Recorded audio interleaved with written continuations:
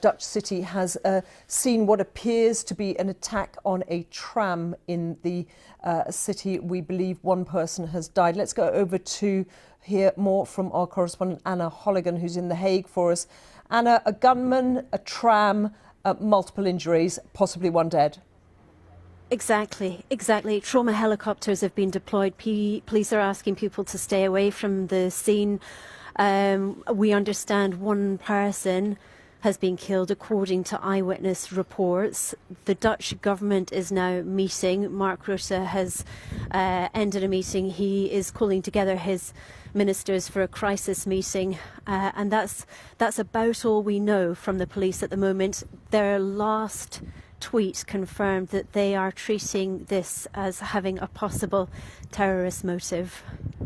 So the counter-terror head talking about having crisis talks, as you say, trauma helicopters.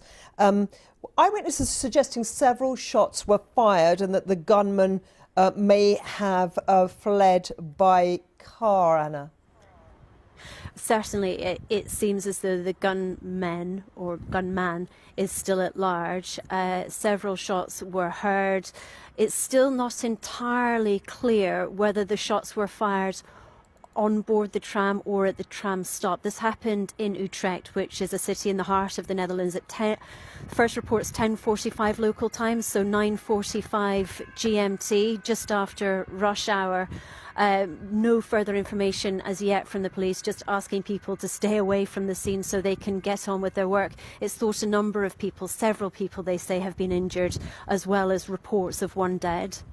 And just before we leave you to gather more information, Anna, just a question on the context for this. What is the security situation like in the Netherlands? What is the relationship between communities like in the Netherlands? I mean, relatively high security. The terror threat level is currently at 4, which is the second highest level. It means an attack is highly likely. Relationships between communities. This is a multicultural, multi-religious country, 17 million people, the population. Utrecht is one of the main cities, along with Amsterdam, Rotterdam and The Hague, in an area called the Randstad.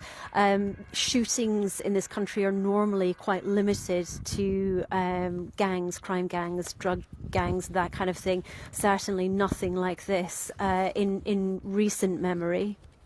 Anna, I'll let you go, and do come back to us as and when you have more information. The latest that we're just hearing on the wires is that local media reporting that the suspected gunman has fled the scene and is at large, and this is according to police. Anna, we'll talk to you again later.